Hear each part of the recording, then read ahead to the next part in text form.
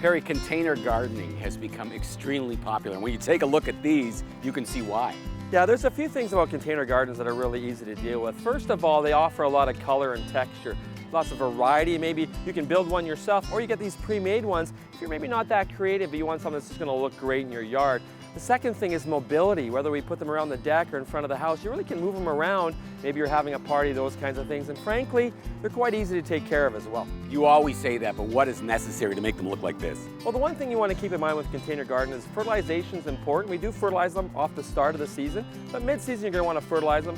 But the most important thing is watering, of course. There's not as much soil in the pots, so on hotter days they're going to look great, but you need to definitely water them every day if the temperatures are getting up above 25 degrees. Thanks, Perry. Join us next time for Classic Landscaping.